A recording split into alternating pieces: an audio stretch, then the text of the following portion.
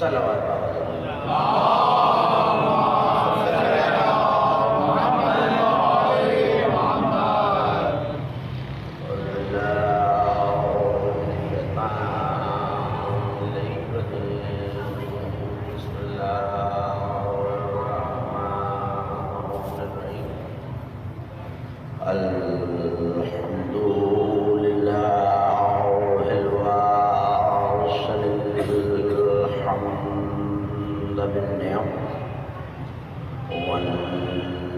بالشكر نحمده ولا على وجهه كما نحمده ولا ولا الصلاة والسلام على أشرف الأنبياء والمرسلين خاتم النبيين سيدنا وشفيع ذنوبنا وطبيب نفوسنا وحبيب قلوبنا مولانا أبي القاسم محمد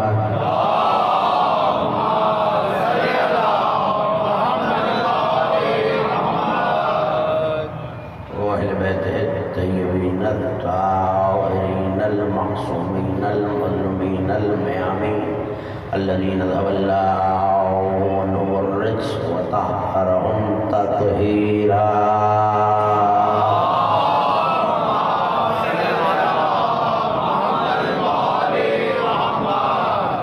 ولعنة الله على أعدائهم والرفضاء وسبقهم أجمعين من يوم دعوتهم وظلمهم بالعين يوم الدين أما بعد فقد قال الله سبحانه وتعالى في محكم كتابه المجيد وفرقانه الحميد وهو أصدق القائلين وقوله الحق ويسألونك عن ذي القرنين قل سأتلو عليكم منه ذكرا صلوات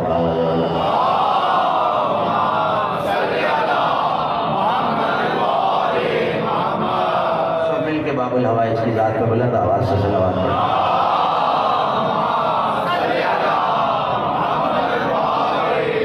تھوڑا سا یہ درمیان کا فاصلہ اگر اور کم کر لیں گے تو مجلس کی روحانیت میں اور اضافہ ہو جائے گا شاندار سی صلوات پڑھیے امام اعظم کی اللہ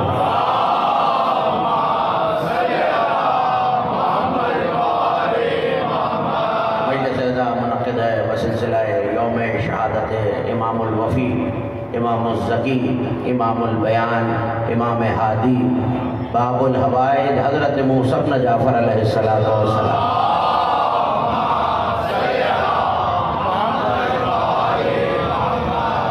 میں نے کلام مجید سے اس گفتگو کے لیے سرنامہ سخن میں جسائے وافی ہدایہ کو تلاوت کرنے کا شرف حاصل کیا یہ کلام مجید کے ترتیب تلاوت کے لحاظ سے 18ویں سورہ مبارکہ کہف کی آیت ہے آپ کو مجھے نہیں پتا کہ کسے یاد ہے اور کسے نہیں یاد اسی آیت کے تحت میں پورا ایک خمسہ اسی ممبر سے آپ کے حوالے کر چکا ہوں لیکن آج جو مجھے کہنا ہے وہ مشرق سے بھی زیادہ دور ہے مغرب سے جو اس وقت کہا تھا اگر آپ آمادہ اور بیدار ہیں تو گفتگو آپ کے حوالے کروں شاندار سی صلوات پڑھیے پتہ چلے آپ بیدار ہیں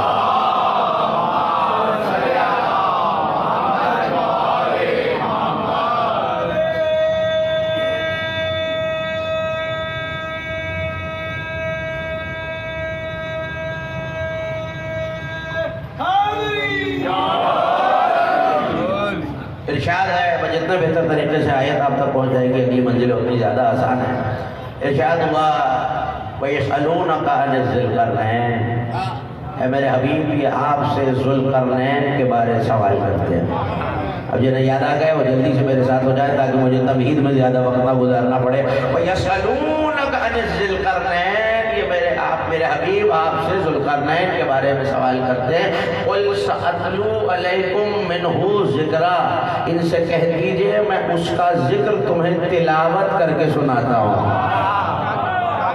لیکن میں نے آہستہ سے کہا، کچھ حیرت میں ہوئے، کچھ نے سر ہلایا، کچھ بابا کر رہے ہیں۔ قُلْ سَأَتْلُو، میں تلاوت کرتا ہوں، اس کا مطلب ہے کہ ذوالقرنین کے ذکر میں کچھ ایسا تو ہے جسے اللہ تلاوت کہہ رہا ہے۔ اب مجھے اس وقت اس سے بحث کر چکا ہوں، اسی ممبر سے 2 برس پہلے، مجھے اس سے بحث ہی نہیں کرنی ہے اس وقت۔ ذوالقرنین نبی تھا، ولی تھا، لیکن بہرحال آپ کے ہاں امیر المومنین کی یہ روایت موجود ہے، کانا عبدًا صالحًا، اللہ کا ایک صالح بندہ تھا۔ تو نبی ہو یا ولی دونوں بندے ہوتے ہیں۔ اللہ کا ایک عبد صالح تھا جسے ذوالقرنین کہا گیا، اور پیغمبر یہ کہہ رہے ہیں، قُلْ سَأَتْلُو عَلَيْكُمْ مِنْهُ ذِكْرًا، میں اس کا ذکر تمہیں تلاوت کر کے سناتا ہوں۔ حکم خدا کہہ رہے ہیں، تم ذوالقرنین کے بارے پوچھ رہے ہو، میں اس کا ذکر تلاوت کر کے سناتا ہوں۔ کون سا ذکر ذوالقرنین سے اتنا ملتا ہے کہ اسے تلاوت کہا جائے؟ تو اب میں کیا کروں کہ اگر ملا علی قاری یہ لکھے اور علی متقی ہندی، جن دونوں علماء اہل سنت کا تعلق میرے مسلک سے نہیں ہے، دونوں نے لکھا بھری مسجد نبوی میں، علی کو دیکھ کے کہنے لگے کہ یا علی ان لک کنزا فی الجنہ وانت یا علی ذو قرنین، یا علی تم اس امت کے ذوالقرنین ہو۔ یہی حق ہے سننے کا بیداری کے ساتھ۔ مولا کسی کے تک مجھے اپنے سننے والے جو ہاتھ آج بلند ہوتا ہے وہ موسی کاظم کے دروازے سے خیرات لے لے۔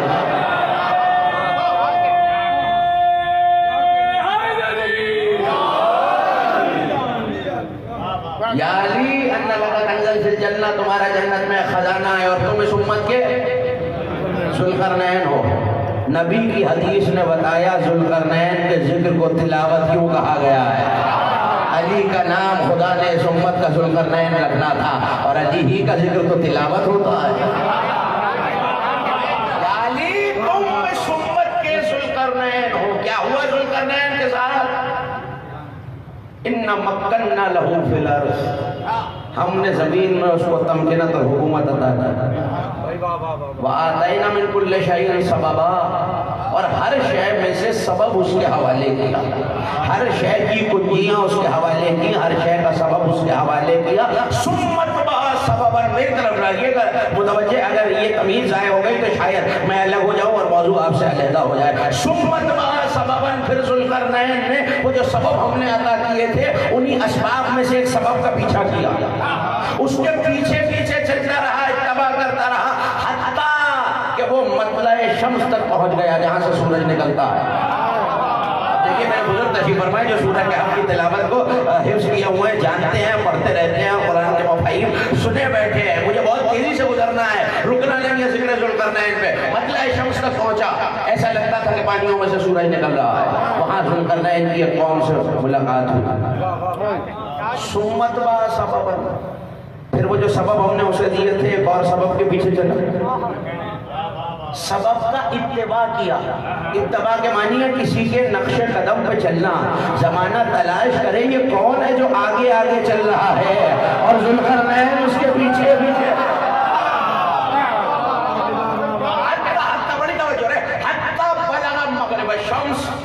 حتیٰ کہ وہ اس جگہ پہنچ گیا جہاں سورج ڈوبتا ہے۔ ایسا لگ رہا تھا عین حمیون، جیسے کوئی گدلا پانی ہے جس میں سورج جا کے غائب ہو جاتا ہے، وہاں بھی یہ قوم ملی۔ سائل نے پوچھا مولا پھر ذوالقرنین کیوں کہتے ہیں ایسے؟ کہا پہلے وہ ایک قوم سے گیا غائب ہو گیا، پھر ایک قوم میں گیا غائب ہو گیا، تو 2 بار غیبت رہی، اس لیے ذوالقرنین کہتے ہیں۔ کمال ہے زمانے کا، ذوالقرنین کی غیبتیں سمجھ میں آ رہی ہیں، مہدی کی غیبت سمجھ میں نہیں۔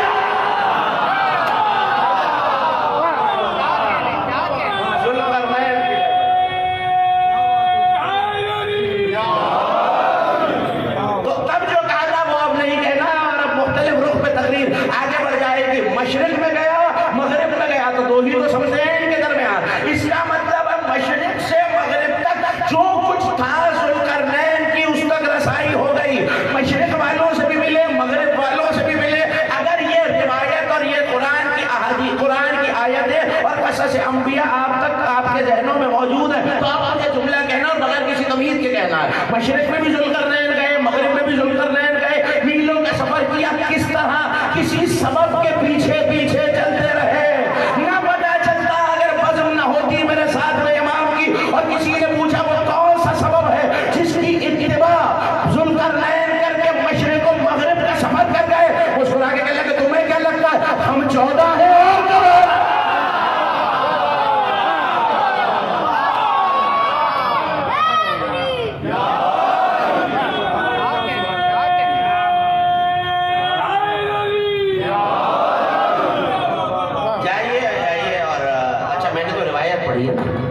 یہ میرے بزرگ تشریف فرمائے، مفاتیح الجنان تو آپ کے گھر میں ہے نا، جائیے اور زیارت کی کتابوں کو کھولیے، اور اگر یہ فقرہ نہ ہو زیارتوں میں تو پھر مجھے آگے بتائیے گا میں مجرم۔ اے آل محمد، اللہ نے کوئی شے نہیں بنائی، وَأَنْتُمُ السَّبَبُ، بلکہ تم اس کا سبب ہو۔ اِنَّا مَكَّنَّا لَهُ فِي الْأَرْضِ، ذوالقرنین کو حکومت ملی ہے سبب کی وجہ سے۔ یہ واقعہ اور یہ جملے اور یہ آیتیں اگر آپ تک پہنچ گئی تو اب روایت آپ کے حوالے۔ صفوان بن مہران الجمال، نام یاد رہے گا؟ اچھا میں آپ کی آسانی کے لیے بتا دوں، ہر شب جمعہ جو زیارت پڑھتے ہیں نا آپ، زیارت وارثہ، یہ اسی صفوان کو مولا نے بتایا۔ اب تو نام یاد رہے گا نا، صفوان۔ صفوان بن مہران الجمال، جسے جمال کو کہتے ہیں اونٹوں کا کام کرتا ہے، اونٹ کرائے پہ دیتا ہے، تو جو اونٹ کرائے پہ دیتا ہے وہ جمال کہلاتا ہے۔ تو مولا کا صحابی بھی تھا، اور یہ اصل میں چھٹے امام کا صحابی۔ صفوان کہتا ہے، اور اسے علامہ خزیبی نے اپنی کتاب ہدایت الکبریٰ میں لکھا کہ ایک دن خادم مولا کے حجرے سے باہر آیا، مولا کے اس مسئلہ سے باہر آیا، چھٹے امام کا دور ہے، اور باہر آ کے مجھ سے کہنے لگا امام نے فرمایا ہے کہ وہ جو شعلہ نامی میری اونٹنی ہے، تو یہ مولا کے استقبال کی بھی دیکھ بھال کیا کرتا تھا۔ بڑی توجہ رہے، اپنی نظریں اور توجہات مجھ پر مرکوز کر کے رکھیے گا۔ مولا کا صحابی بھی ہے، جمال بھی ہے، اونٹ کرائے پہ بھی دیتا ہے، اور ایسے میں مولا کے استقبال کی، مولا کے گھوڑوں کی سواری کے جانوروں کی دیکھ بھال بھی کرتا ہے۔ کہ وہ جو شعلہ نامی اونٹنی ہے نا، اس پر پالان رکھ کے لیا، سفر کرنا چاہتے ہیں مولا۔ کہتا ہے میں نے پالان رکھا، پالان رکھ کے اونٹنی تیار کر کے مولا کے دروازے پر لے آیا۔ اب میں انتظار کر رہا تھا کہ فرزند رسول آئیں گے، اچانک دروازہ کھلا، 6 برس کا ایک شہزادہ باہر آیا، زلفیں شانوں پر تھی، اور کسی قلم کی روشنائی لبوں پہ لگی ہوئی تھی، ایسا لگ رہا تھا کہ چاند پہ کوئی سیاہ داغ چمک رہا ہے۔ مولا قریب آئے، میری طرف دیکھا، 6 برس کے موسی کاظم کی نگاہوں میں ایسا جلال تھا، میری طرف دیکھ کے کہا یا صفوان الخن ناکا بٹھا۔ کہتا ارتد فرائضی، میرے پیر کانپ اٹھے، میرا دل چھوٹا سا ہو گیا، میرا دل حلق میں آ گیا، میری عقل پرواز کر گئی، مجھ سے کہا ہی نہیں گیا کچھ۔ میں نے ناکے کو، میری طرف میں نے ناکے کو بٹھایا، 6 برس کا امام سوار ہوا، توجہ ہے، 6 برس کا امام سوار ہوا، شعلہ نامی وہ ناکا کھڑا ہوا، ایک قدم چلا تھا کہ ناکے نے پرواز شروع کر دی۔ اب یہ آپ کی مرضی ہے کہ آپ خاموشی سے سن لیجئے یا بیداری سے سن لیجئے۔ ناکے نے پرواز شروع کر دی، طار فی الہوا وغاب فی السماء، ہواؤں میں اڑا، آسمان میں در بنا، ناکا غائب ہو گیا۔ کہتا قلت فی نفسی انا للہ و انا الیہ راجعون، میں نے اپنے دل میں کہا انا للہ و انا الیہ راجعون۔ آج تو فرزند رسول مجھے بہت ڈانٹیں گے کہ معصوم شہزادہ ناقے پہ بیٹھا ہے، کہیں چلا گیا، غائب ہو گیا، مولا نے تو اپنی سواری کے لیے بلایا تھا اور میں شہزادے کو روک ہی نہیں سکا، جلال ہی اتنا زیادہ تھا۔ کہتا ہے ابھی میں پریشان ہو رہا تھا، کچھ منٹ گزرے، دوبارہ آسمان میں در بنا، توجہ، ناکے نے ویسے ہی اترنا شروع کیا، میری طرف ناکا اترا، پورے بدن سے پسینے کے قطرے بہ رہے ہیں، جیسے کہ بہت تیز رفتار سے یہ ناکا دوڑ کے آئی ہو۔ ایسے میں ناکا بیٹھا، شہزادہ دوبارہ اترا، موسی کاظم اپنے بھابا کے گھر چلے گئے۔ میں نے دل میں ٹھنڈی سانس لی، میں نے کہا شاید اب بچت ہو جائے، مولا واپس آ گئے، مجھے اس طرح ڈانٹ نہیں ملے گی۔ ایسے میں جب موسیٰ بن جعفر گھر گئے، غلام باہر آیا اور آ کے کہنے لگا صفوان، مولا کہہ رہے ہیں اونٹ کو استبل میں باندھو اور میرے پاس حاضر ہو جاؤ۔ تھک کے نہیں سنیے گا، میں آپ کی بیداری کی نظر کر رہا ہوں، اونٹ کو استبل میں باندھو، میرے پاس آ جاؤ۔ اس روایت کو اجمالی طور پہ علامہ ہاشم بہرانی نے بھی اپنی کتاب مدینۃ الماجد میں لکھا ہے، مگر میں ہدایت الکبریٰ سے آپ کے حوالے کر رہا ہوں۔ ناکا باندھو، میرے پاس آ جاؤ۔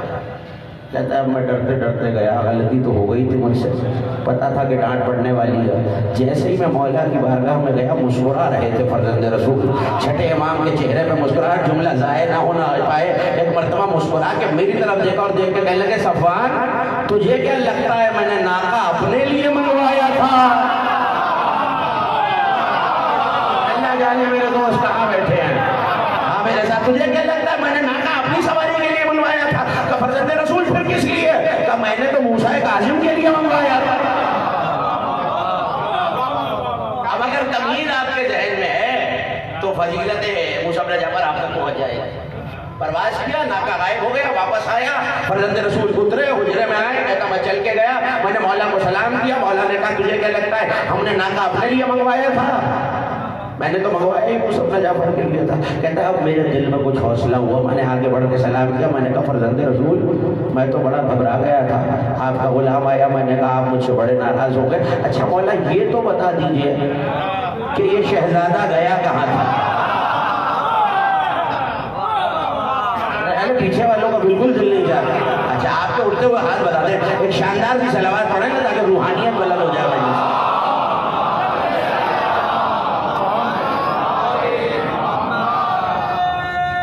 سب مل کے مولا کا نام۔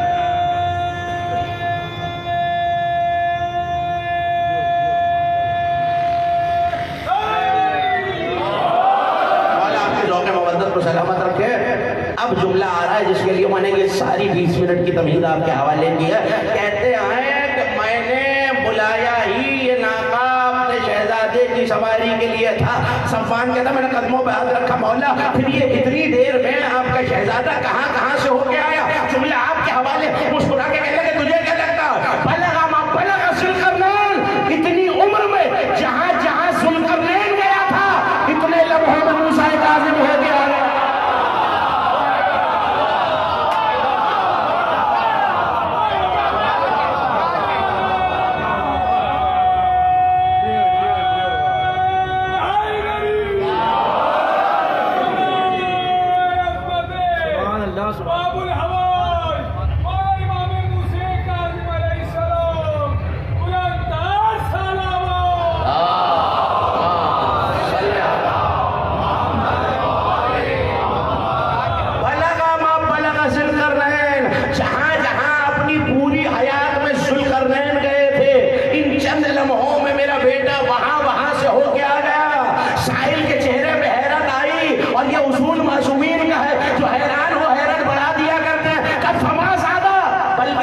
زیادہ جگہوں پہ گیا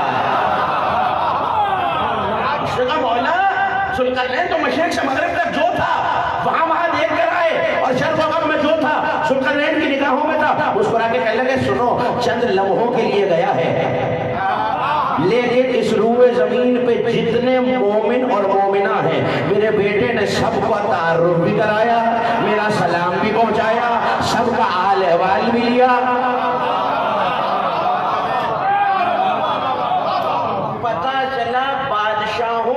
ساری عمر کی بادشاہی سے امام کے چند لمحے بڑے ہوتے ہیں۔ جیسے کہ آپ کے ذوق مودت نے مجھے مجبور کیا، میں نے یہ روایت دو طریقے سے دیکھی ہے کتابوں میں، شاید میں کسی اور موقع پہ ہی آپ کے حوالے کرتا، لیکن آپ کا ذوق سماعت مجھے مجبور کر رہا ہے کہ میں وہ دوسرا جملہ بھی آپ کے حوالے کروں۔ کیا کہا؟ بلغ ما بلغ ذوالقرنین، وہاں پہنچا۔ دیکھیے یہ بلغہ کے لفظ سے آپ اچھی طرح واقف ہیں، اسی بلغہ سے ہوتا ہے پہنچنا اور اسی سے ہے پہنچانا۔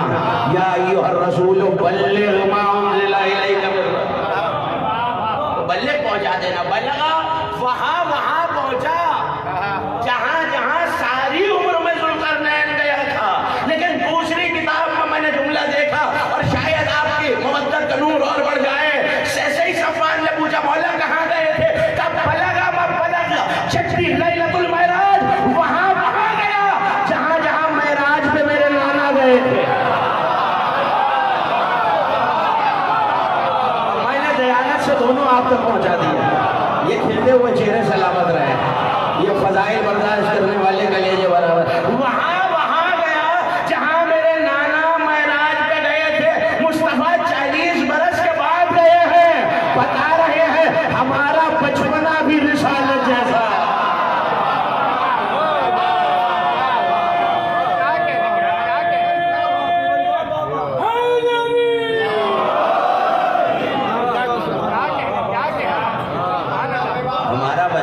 رسالت نہیں دیکھیے میں نے بڑی آسانی سے کہہ دیا اور آپ نے بڑی آسانی سے سن لیا. جب پیغمبر یہاں سے گئے تو ایک موقع وہ آیا کہ جو ساتھ تھا وہ رک گیا. اچھا شاید میں نئی بات کر رہا ہوں. ہاں آپ کا واقعہ سنا ہوا ہے کئی دفعہ کا. رک گئے سدرۃ المنتہا پہ کون؟ روح الامین. ایک موقع وہ آیا کہ پلٹ کے کہنے لگے جبرائیل ساتھ نہ ہوگے اور نہیں فرما رہے ہیں کہ سرکار پور برابر بھی آگے گیا تو جل جاؤں گا. اس کا مطلب ہے نوری ملک جہاں نہ جائے.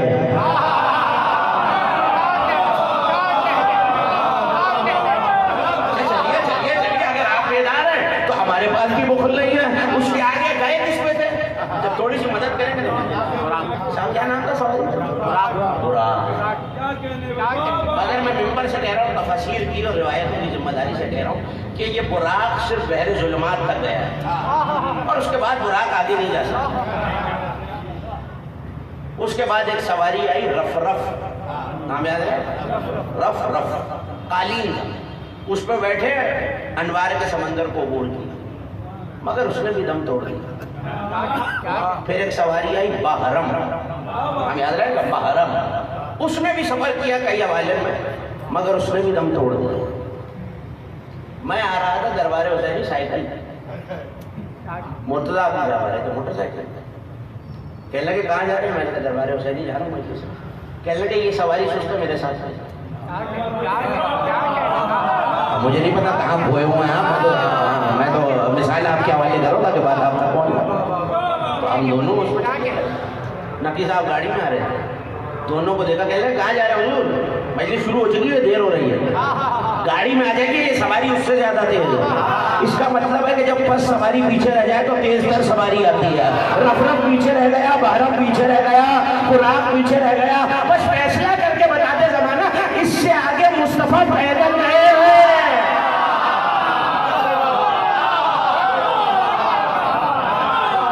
مجھے نہیں پتا جو حیرت میں ہے وہ کس حیرت میں ہے.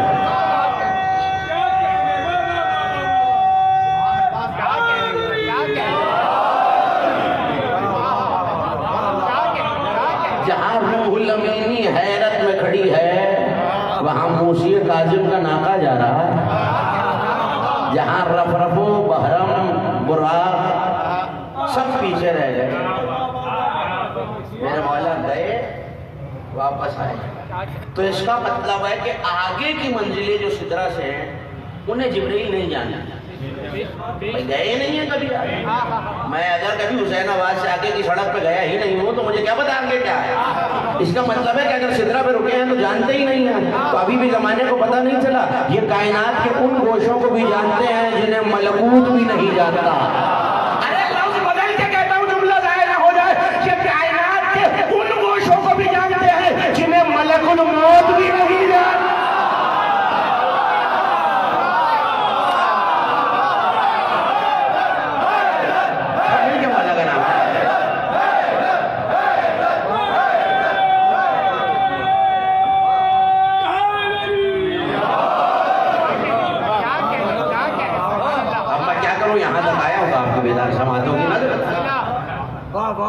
ابھی تو میں نے مولا کی کمسنی کا ذکر کیا, ابھی تو جوانی کی بات ہی نہیں ہو رہی, ابھی تو کمسنی کی بات آ رہی ہے.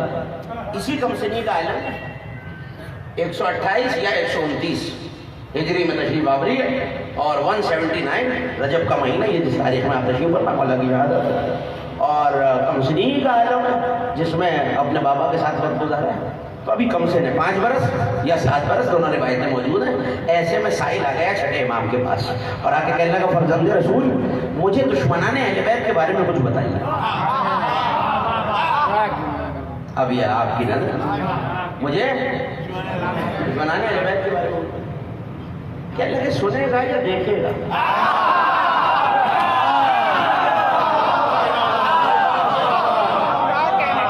سنے گا کہنے لگا مولا معائنہ کروں گا تو ایمان اور بڑھ جائے گا. کہنے لگا اچھا جاؤ خادم سے کہو ایک چھڑی لے کے آئے. چھڑی لے کے آیا.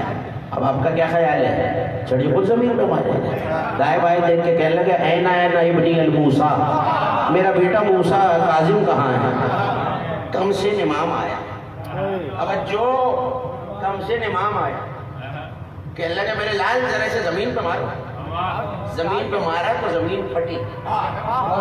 اسا مار کے پانیوں کو پھاڑ دینے والا موسیٰ اور ہے. کیا سن رہے ہیں؟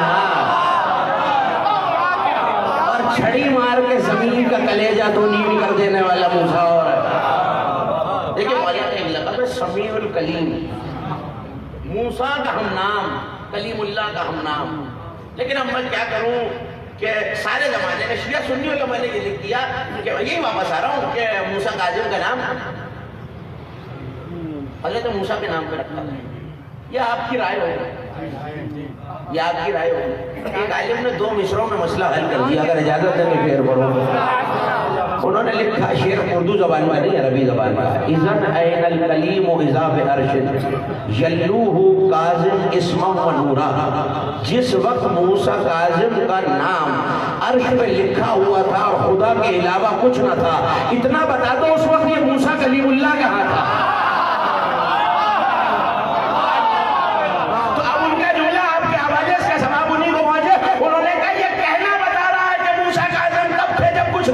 تو پھر موسیٰ کلیم پہ یہ نام نہیں رکھا گیا، موسیٰ کاظم کے نام پہ موسیٰ کا نام رکھا.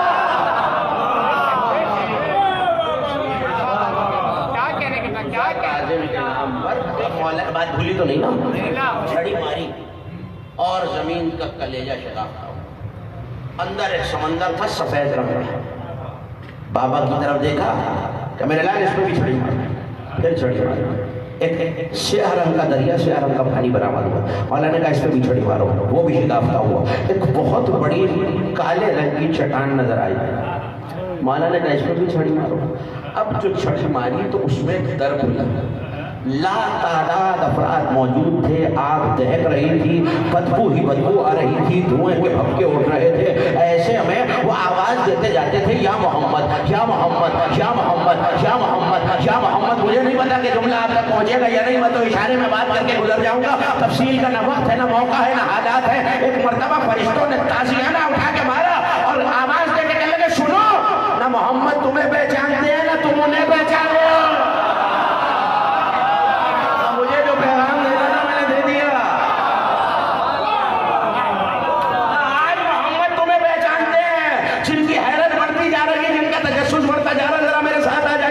زنجیروں سے بندھے ہوئے ہیں، آگ کی نالین پہنی ہوئی ہے، آگ کے توق گلے میں ہے اور فرشتے انہیں تاسلانوں پہ تاسلانے مارتے جاتے ہیں. اس نے پلٹ کے کہا مولا یہ لوگ ہیں کون؟ پلٹ کے کہنے لگے وہی ہیں جو غدیر میں علی کی بیعت کر کے پھر گئے.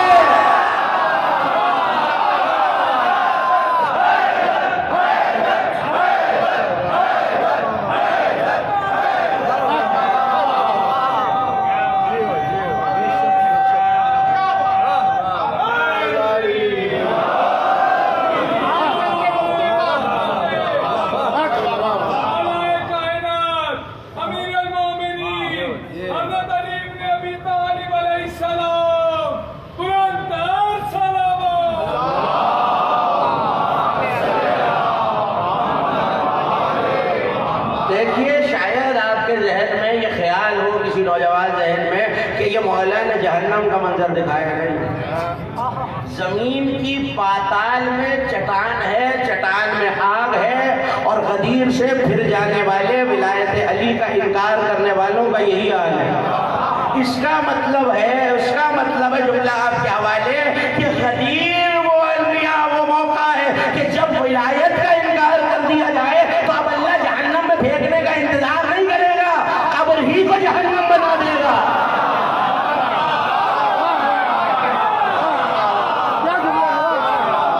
اللہ منکر ولایت علی کی قبر کو جہنم بنا دیتا. چاہے اب جملہ کہہ رہا ہوں اور سخت جملہ کہہ رہا ہوں، چاہے کعبے کے صحن میں ہی کیوں نہ دفن.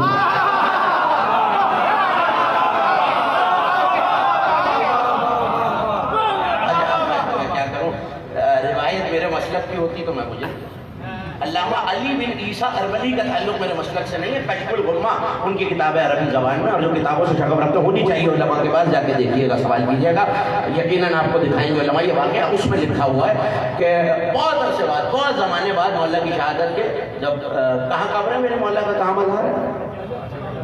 نہیں کاظم کا مزار کاظمین میں جو گئے ہوئے زیارتوں پہ انہوں نے دیکھا، اور جو نہیں گئے مولا ذکر کے تو پھر ہم سب کو باب المراد کی زیارت سے بامراد کریں۔ توجہ کیجیے، کاظمین میں مقابر قریش میں مولا کا مزار، مولا کا روضہ، مولا کے مرقد اطہر، بہت عرصے بعد کیونکہ عباسی حکومت رہی اور چاہنے والوں کی حکومت نہیں تھی، تو وہاں ایک مجاور ہوتا تھا، بڑا عابد، بڑا زاہد، بڑا عزادار، بڑا مولا کا موالد۔ خلیفہ کا کوئی بڑا پیارا وزیر مر گیا تھا، دشمن اہل بیت، یہ مولا کی شہادت سے بھی سینکڑوں برس بعد کا واقعہ۔ تو اس نے کہا بھائی میں اسے انعام یہ دوں گا کہ لوگ چونکہ اس اپنے جعفر کی زیارت کے لیے آتے ہیں، امام کاظم کی زیارت کے لیے آتے ہیں، تو میں اسے نا پہلو میں دفنا دیتا ہوں مولا کی قبر۔ اجازت بھی نہیں دی۔ جب جنازہ آیا مولا کے حرم، تو وہ جو متولی تھا، خادم تھا حرم کا، مولا کے روزے کا، اس نے کہا کہ بھائی یہ فرزند رسول کی قبر ہے، کسی غیر کو اللہ جانے اس کے اعمال کیا ہیں۔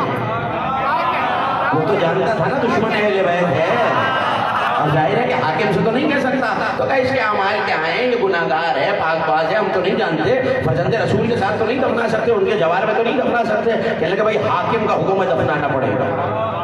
بہرحال اب وہ ظاہر ہے کہ عابد و زاہد تھا بیچارہ، اکیلا حکومت سے کیسے لڑتا، قبر بنائی گئی، دفنایا گیا۔ کہتا ہے جس رات دفنایا میں نے خواب دیکھا موسی کاظم اسی قبر کے اوپر کھڑے ہوئے۔ توجہ، ہمیں ایک لمحے کے لیے چہرے کی زیارت کروں اور پھر جملہ کہوں تاکہ آپ کے چہرے جوش و ولا کے ساتھ کھل جائیں۔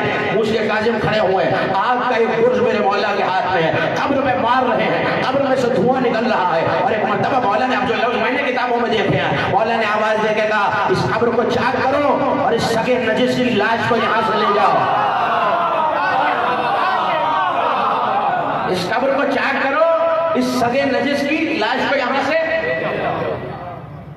کہتے ہیں اگلے دن میں نے جا کے یہ حال سنایا تو قبر میں ثبوت آ رہے تھے، نبش قبر کیا گیا، اب جو کھولا تو دفنایا تھا بندے کا جسد، نکلا جلا ہوا کتا۔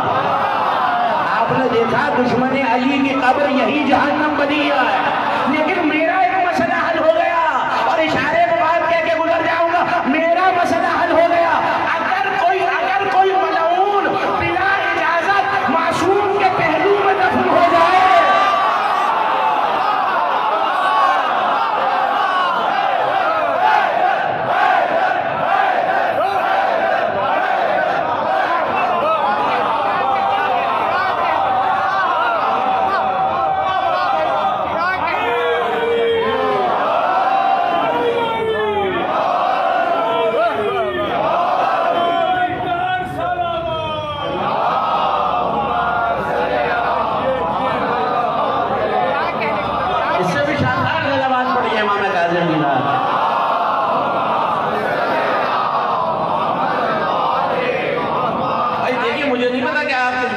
دے رہے ہیں، مجھے تو امام کی سیرت کا ایک واقعہ آپ کے حوالے کرنا ہے۔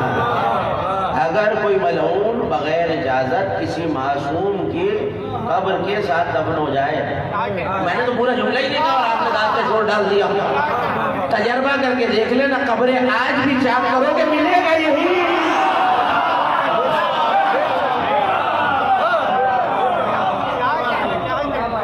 اللہ منکر علی کی قبر کو جہنم تک کا انتظار نہیں کرتا، یہی جہنم مدرسہ، اسے یقین نہ آتا ہو تجربہ کر کے دیکھ۔ کس منزل میں روکا تھا میں نے آپ کو، یہ کائنات کے وہ گوشے بھی جانتے ہیں۔ اچھا صرف یہ نہیں کہ یہ گوشے جانتے ہیں، اب جملہ پلٹ کے کہہ رہا ہوں، کل ذیشان صاحب کے گھر کہا تھا کائنات کے وہ گوشے بھی نہیں جانتے ہیں، جو تھے وہ یا زیادہ لطف لیں گے فکرے کا، اور جو نہیں تھے وہ قند مقرر کا مزہ لے۔ یہ کائنات کے ان گوشوں کو جانتے ہیں جنہیں ملک الموت بھی نہیں جانتا، اور کائنات کے وہ گوشے بھی نہیں جانتے ہیں جو اللہ کو بھی نہیں جانتے۔ جلدی سے یاد دلا دوں نا، ایک لمحے میں یاد دلا دوں۔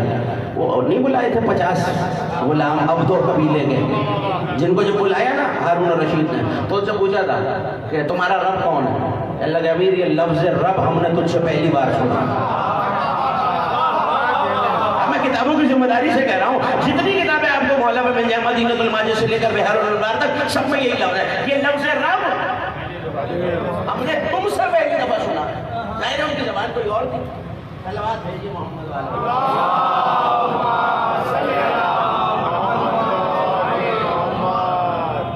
اتنی ٹھنڈی صلوات پہ کہاں بات آگے بڑھ سکتی؟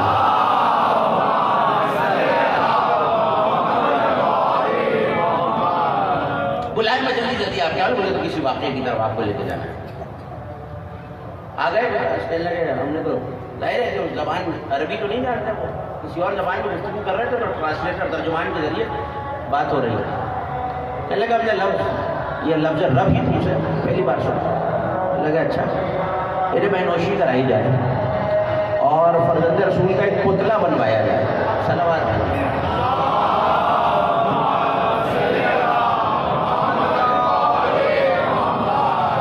فرزند رسول کا ایک پتلا بنایا جائے اور انہیں مشق کرائی جائے. اور ظاہر ہے کہ جو اللہ کو نہیں جانتے انہوں نے پہلے مولا کو کہاں دیکھا ہو، تو اس کا خیال یہی تھا کہ یہ پہچانتے نہیں، اگر کوئی پہچاننے والا ہو تو وہ احتراماً قتل نہیں کرے گا. تو انہیں مہنوشی کرائی جائے، کئی دن تک مشق کرائی جائے. اب جیسے ہی فرزند رسول آئے تو یہ انہیں دیکھ کر چونکہ عادی ہیں پتلے پہ جھپٹنے کے تو مولا پہ حملہ کریں گے بڑھ کر. اب جیسے ہی فرزند رسول آئے جنہیں قتل کرنا تھا وہ سجدے میں پڑے ہوئے تھے،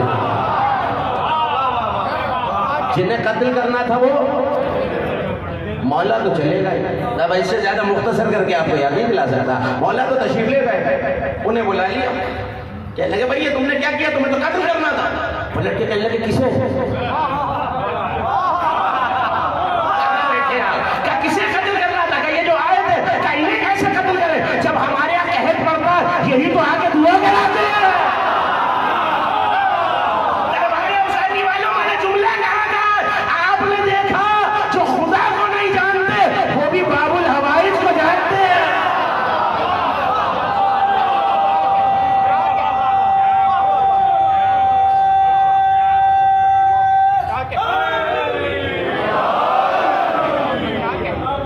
جو پروردگار کو نہیں پہچانتے تو باب الحوائج کو پہچانتے. اِنَّا مَكَّنَّا لَهُ فِي الْأَرْضِ، ہم نے ذوالقرنین کو زمین پہ تمکنت دی، اسے ملک عطا کیا.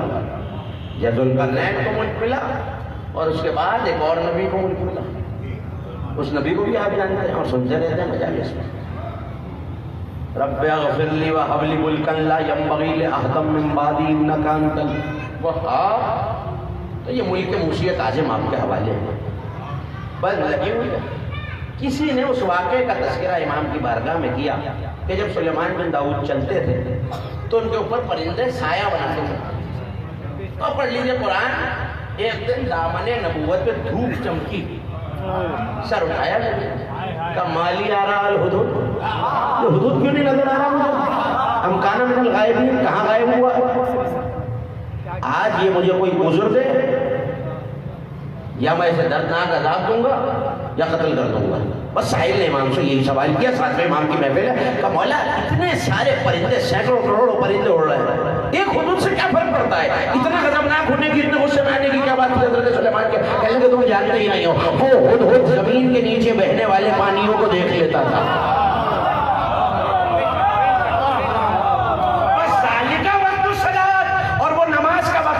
تو جہاں جہاں سے گزرتے تھے یہ جانتا تھا زمین کے نیچے سے کہاں پانی کی رگیں جا رہی ہیں، کہاں چھپا ہوا پانی ہے. یہ بتاتا تھا کہ یہاں پانی ہے. اللہ کے نبی جنوں کو حکم دیتے تھے چشمہ جاری کرتے تھے، وضو کر کے نماز پڑھ لیتے تھے. اب نماز کا وقت قریب آ رہا تھا، ہدہد غائب تھا. توجہ توجہ، ہدہد غائب تھا، نماز کا وقت قریب آ رہا تھا. یہ ہدہد دیکھ کے بتا رہا تھا پانی کہاں ہے. حیران ہوا تیرے میں پلٹ کے میرے مولا نے کہا سن، اللہ نے ہدہد کو اتنی طاقت دی ہے، تیرے امام کو کتنی دی ہوگی؟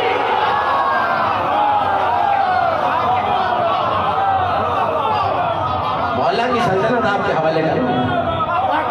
اللہ نے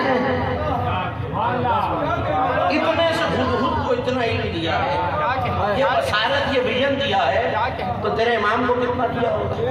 اب اگر ملک ذوالقرنین آپ کے ذہن میں ہے تو میں واپس آ گیا وہیں تک. اس نے کہا فرزند رسول تھے، آپ کے سامنے یہ دنیا کی مملکت کیسی ہے؟ کہنے لگے دیکھ اپنا ہاتھ آگے. توجہ رہے، اب یہ فقرہ سننا نہیں ہے، دیکھنا ہے.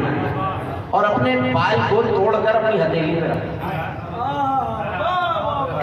بولیے ڈنڈا، اپنے بال کو توڑ کر اپنی قریب کرنے کا ہو سکتا. قریب کا نظر آ رہا ہے، مولا اتنا واضح نظر آ رہا ہے، کہنے لگے بس ساری کائنات میرے سامنے ایسے.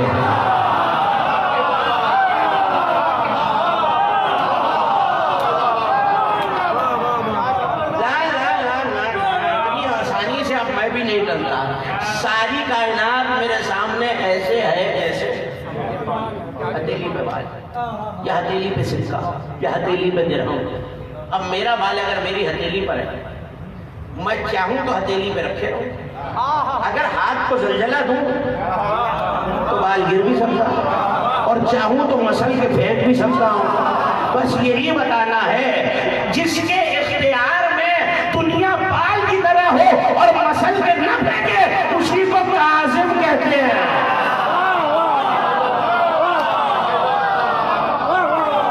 اس سے بہتر تعریف میں کاظم کی نہیں کر سکتا.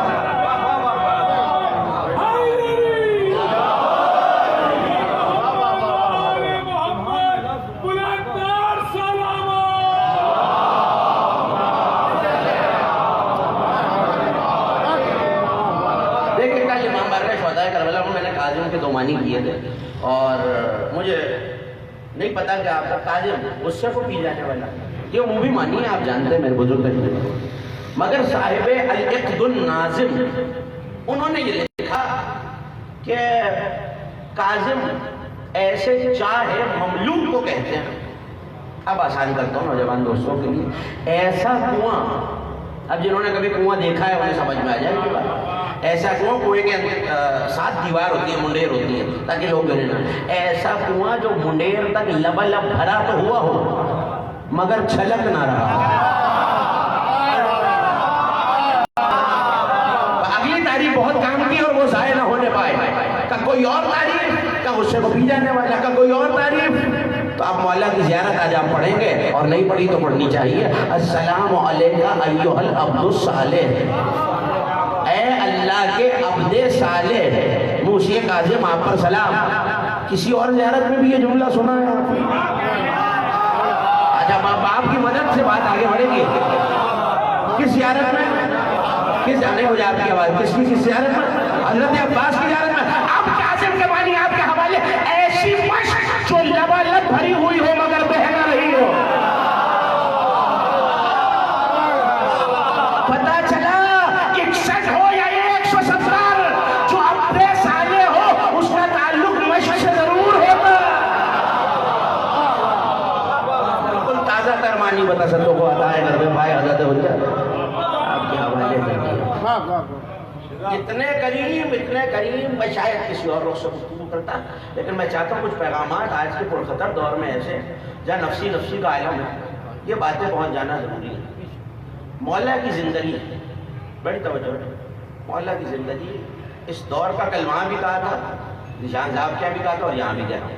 مولا کی زندگی کے جغرافیائی حالات جو کل کی مجلس میں تھے شادمان میں انہیں یاد آ گیا ہوگا، جغرافیائی حالات اور سیاسی حالات، ان کو پیش نظر رکھنا بہت ضروری ہے. ہر طرف سے صوفیہ کا بھی حملہ، فقہائے اربعہ جو کہ تعلیمات اسلام کے خلاف فتوے دے رہے ہیں ان کا بھی حملہ. شیعوں کے اپنے اندر فرقے بن رہے ہیں، واقفیہ فرقہ اسی زمانے میں بن رہا ہے. ایسے میں مولا نے غیروں کو تو ٹھیک کرنا ہی ہے، اپنے شیعوں کا عقیدہ بھی مضبوط کرنا ہے. تو کل ایک بات ماں آپ کے حوالے کی تھی، اور آج ایک روایت سنی، اور شاید اسی سے تقریر اپنی آخری منزلوں سے قریب ہو جائے. تک تو نہیں رہے نا، صلوات ایسی پڑھ دیں نا پتہ چلے آپ.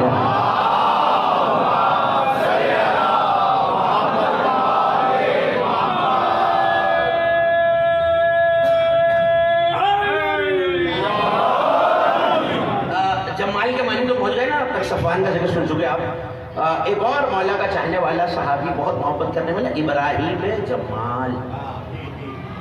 واقعہ علی بن یقین جو مولا کے مشہور صحابی ہیں جن کا معجزات بھی موجود ہے علی بن یقین کے، اور جو گئے ہیں وہ انہوں نے زیارت بھی کی ہوئی علی بن یقین کی، اور آپ معجزہ بھی پڑھتے ہیں وہاں جناب علی بن یقین کا اور صالح تعالی کا، یہ دو مشہور معجزے ہیں مولا کے جو پڑھے جاتے ہیں، یہی علی بن یقین ہے۔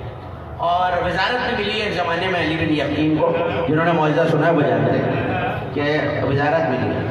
تو یہ ابراہیم جمال جو مولا کا بڑا چاہنے والا اور بڑا صاحب سر صحابی تھا، کسی کام سے علی بن یقین کے پاس آیا، مولا کا مخلص شیعہ، نادار ہے، کم ثروت، مگر چونکہ مومن بھائی کی زیارت کو آیا تو علی بن یقین کے پاس وزارت موجود ہے، آئے اور کہنے لگا بھائی میں علی بن یقین کا ایمانی بھائی ہوں، مجھے ملنا ہے علی بن یقین سے، تو وقت نہیں دیا علی بن یقین۔ یہ واقعہ ہے کوفے کا۔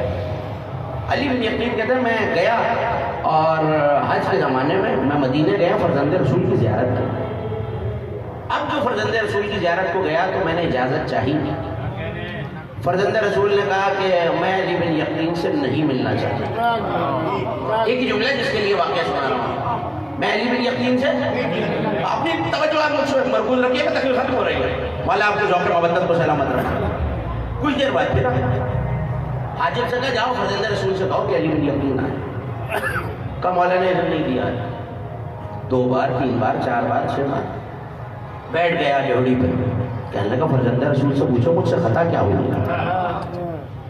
اس نے باری آگے ملا، دروازے پر آیا تو پردے کے پیچھے سے آواز دے کے کہا تو نے ہمارے چاہنے والے کو دروازے سے لوٹایا تھا۔ نہیں ابھی وہ جملہ نہیں آیا، میں فضائل پڑھ رہا ہوں، تو نے ہمارے چاہنے والے کو دروازے سے لوٹایا تو اس سے نہیں ملا ابراہیم جمال سے، جب تک وہ تجھے معاف نہیں کرے، توجہ رہے، جب تک وہ تجھے معاف نہیں کرے۔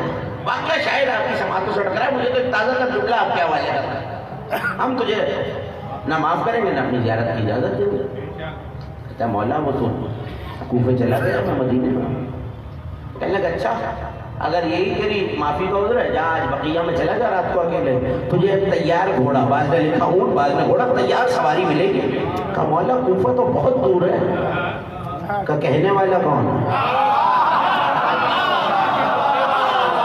تھک گئے اب آپ، کہا کہنے والا کون ہے؟ ہم جو کہہ رہے ہیں وہ اسی رات میں تجھے لے جائے گا۔ چلا، اب خدا کی قسم عقیدہ بھی تو علی بن یقین جیسا ہونا، آیا ابراہیم جمال کے دروازے پہ پہنچا، اونٹ باندھا، دروازے پہ تو کل باپ کیا کہا ابراہیم جمال ہے، کہا کون ہے؟ علی بن یقین۔ اب اس نے بھی سوچا وہ کہاں مدینے میں کہاں کوفے میں، ہو ہی نہیں سکتا۔ اس نے کہا چلو بھائی اپنا کام کرو، علی بن یقین کیسے آ گیا یہاں پہ، وہ تو مدینے میں ہے۔ پلٹ کے کہنے لگا بھائی اگر تو نے اجازت نہ دی مولا مجھ سے ہمیشہ ناراض رہیں گے۔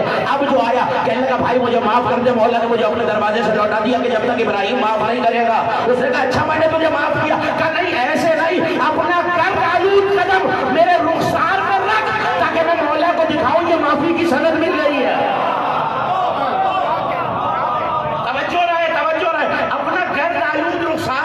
اپنا گرد آلود پیر میرے رخسار پہ رکھنا تاکہ تیرے قدموں کا نشان میرے رخسار پہ آ جائے اور میں مولا کو جا کے دکھاؤں کہ مولا یہ معافی کی سند موجود ہے۔ اس نے کہا نہیں بھائی تم مومن ہو کیسی بات کر رہے ہو، بس میں نے تمہیں معاف کر دیا۔ کہا میں تجھے قسم دیتا ہوں اپنے رخسار کو، گرد آلود رخسار کو میرے پیر پہ اپنا نقش پا بنا، رخسارہ زمین پہ رکھا، منع کرتے کرتے بددلی سے اس نے پیر رکھا، اب جو نقش قدم بنا آسمان کی طرف دیکھ کے کہا بار الہ گواہ رہنا میں نے مومن سے معافی مانگی ہے، بار الہ گواہ رہنا جملہ آ رہا ہے دربار حسینی والو، میں نے مومن سے معافی مانگی ہے۔ اب جو یہی نشان لے کے اسی رات واپس آیا، مولا نے مسکرا کے دیکھا کہ کیا ہم نے تجھے معاف کیا؟ کہ مولا یہ تو آپ نے دیکھا ہی نہیں، میں سند لایا ہوں۔ اس کا مطلب ہے کہ مولا نے سند ملنے کے بعد معاف کیا ہے۔ او حسین کے ماتم داروں پر انگشت نمائی کرنے والوں، مہدی آ کر ماتمی کا پیر تمہارے رخساروں میں رکھوا کر پھر معافی منگوائے گا۔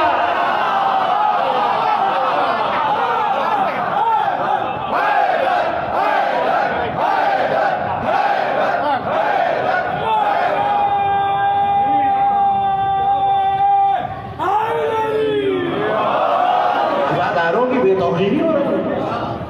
آپ کو پتا چلا جس امام کو ایک سادہ مومن کو پلٹا دینا پسند نہیں ہے، اسے عزادار کی بھی توفیق دی کہ سنو اللہ نے مجھے دو باتیں کہ وہ کیا فرزند رسول اللہ کہ یا تمہارے شیعوں پہ ان کے گناہوں کی وجہ سے بھی مصیبت آئے کہ مولا، اور دوسرا کہ یا تم قید خانوں میں ان کے بجائے کچھ سختیاں کاٹ لو کہ میرے شیعوں یہ 14 برس کی قید ہم نے تمہارے لیے کاٹی. بلند ہو گئی آپ کی آواز. اس سے زیادہ کیا قریبی ہو اہل بیت.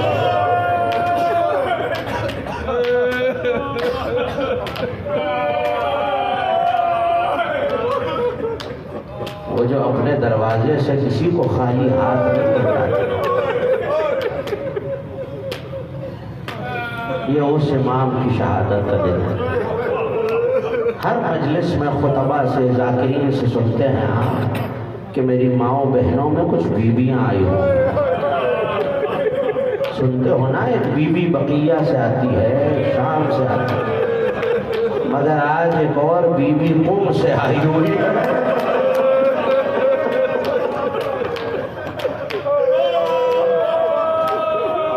عزاداروں، انہی بیٹیوں سے تو جنازوں پہ رونق ہوتی ہے. ہر باپ کی تمنا ہوتی ہے خدا مجھے ایک بیٹی دے جو میرے جنازے پہ گریا کرے. مگر ہائے موسیٰ کاظم کی شہزادیاں، باپ کا جنازہ پل بغداد میں رکھا، 18 بیٹیوں کا بابا.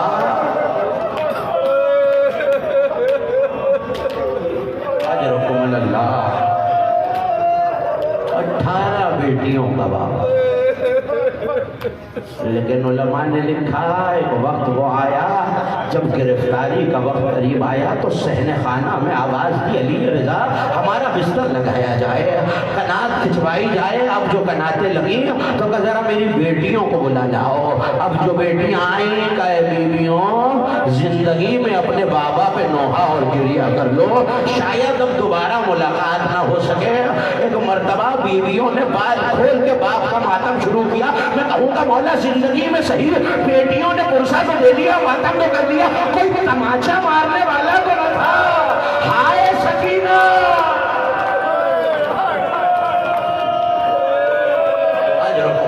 خدا آپ کی آوازوں پہ رحمت نازل کرے. یہ سوچ کے رونا آج جس کے نام کا امام ضامن باندھتے ہیں ہم، اس کا گریبان چاک ہوگا. اس علی رضا کے پیر میں نالین نہیں ہے. میرا مولا آنسو بہانے، آنسو بہاتا جاتا ہوگا، گریہ کرتا جاتا ہوگا. اللہ جانے کی سزادار کے دائیں بائیں میرے مولا اپنے بابا کا پرسہ لینے کے لیے آئے ہوں گے. 18 بیٹیاں، 18 بیٹے، لیکن جنازہ کیسے اٹھا؟ 4 مزدور بلائے گئے. بغداد کے پل پہ لا کے جنازہ پھینک دیا گیا لکڑی پر، اور ایسے میں اعلان کیا گیا جاؤ جا کے جنازے کی توہین کرو. عزادارو، یہ لفظ شیخ عباس قمی نے نہ لکھے ہوتے تو میں کبھی نہ پڑھتا. جب جنازہ تیار ہو جائے نا تو صرف اقربا کو چہرہ دکھایا جاتا ہے، قریبی لوگوں کو چہرہ دکھایا جاتا ہے، اور کوشش کی جاتی ہے بار بار چہرے سے کفن نہ ہٹایا جائے ارے کہ کہیں اذیت نہ ہو. سنو گے عزادارو، جب جنازہ پل میں رکھوایا گیا تو کہا جاؤ بار بار چہرے سے کپڑا ہٹاؤ. آواز بھی جاتی تھی آؤ اور نامزیوں کا امام کفن تار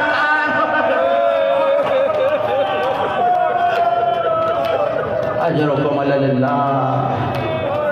مگر عزادارو، میں نے کم از کم 8 مقاتل میں یہ جملے دیکھے آئے ہیں، زنجیریں اور بیڑیاں نہ کٹ سکیں.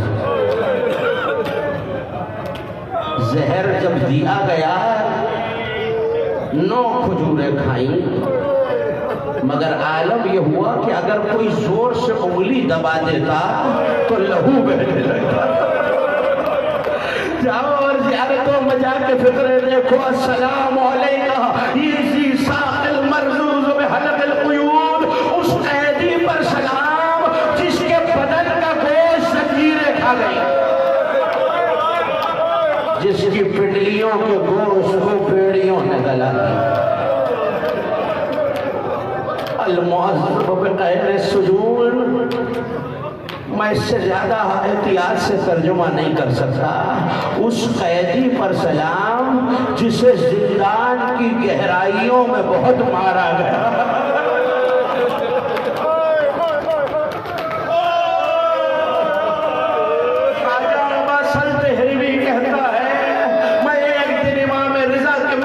بیٹھا ہوا تھا، مولا مسلح پہ تھے، اللہ جانے اچانک کیا یاد آیا، ایک مرتبہ چیخ مار کے امام رضا روئے۔ میں نے کہا مولا کیا ہوا؟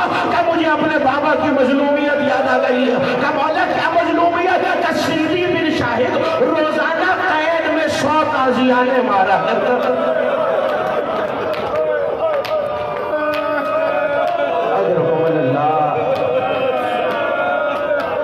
کل پڑھ چکا گرفتاری کا منظر، کہاں سے گرفتار کیا؟ روضہ رسول سے۔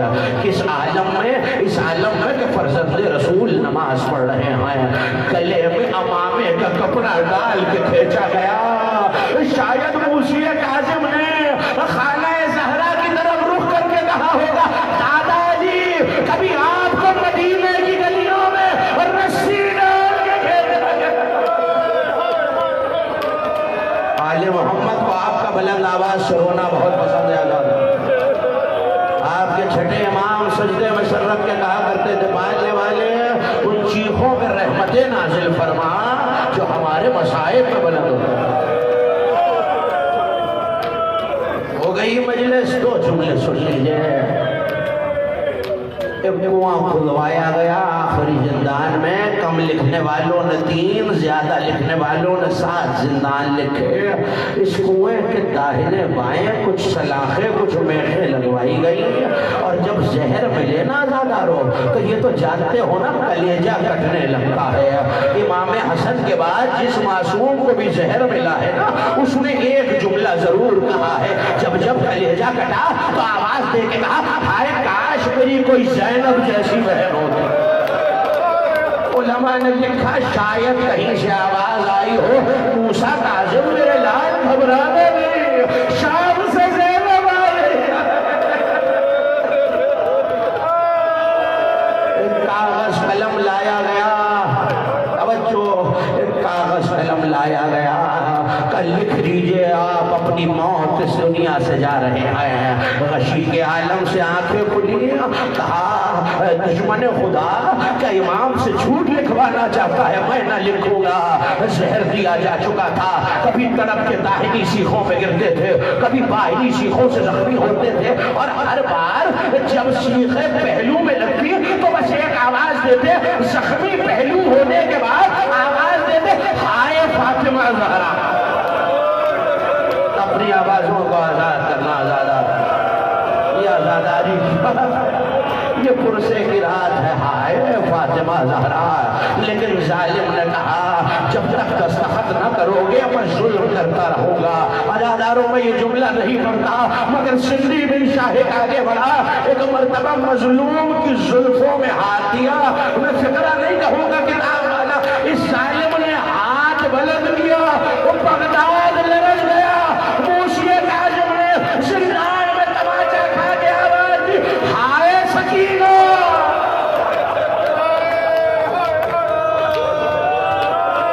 میں دعا دے سکتا ہوں جو آنکھ آج رو رہی ہے خدا کبھی نہ رو، جو ہاتھ ماتم کر رہا ہے کسی کا محتاج نہ ہو۔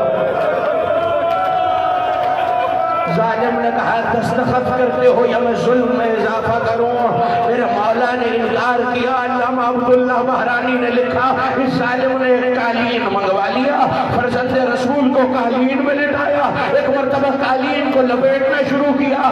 8-10 سپاہی بلائے گئے، لاٹھیاں ہاتھ میں اٹھائی، کل لکھتے ہو یا میں ظلم میں اضافہ کروں؟ مولا کا انکار کرنا تھا، لاٹھیاں برسنے لگی، چیخیں بلند ہو گئی۔ بغداد کی زمین پر قید خانے کی دیوار سے کوئی کالے برقعے والی بیوی آواز دیتی تھی، او سندھی ملعون شہر مل گیا اور ظلم نہ کر، میرے بچے نے تیرا کیا بگاڑا ہے؟ جنازہ چلا، ایک جملہ سن لو، جنازہ چلا، پل بغداد پہ آ گیا. بغداد میں ایک حداد ایک لوہار رہا کرتا تھا. ایسے میں فجر کا وقت قریب آ رہا تھا, دروازے پہ دستک ہو رہی تھی. اب جو اس نے دروازے کو کھولا تو ایک کالے برقعے والی بی بی موجود تھی. کہا اے حداد, تو نے میرے بیٹے حسین کے روزے پہ منت مانی تھی کہ اگر تجھے بیٹا ملے گا تو تو آل رسول میں کسی کی خدمت کرے گا. کہا بی بی مجھے بیٹا تو ملا ہے. کہا خدمت کا وقت آ گیا. کہا بی بی آپ کون ہے؟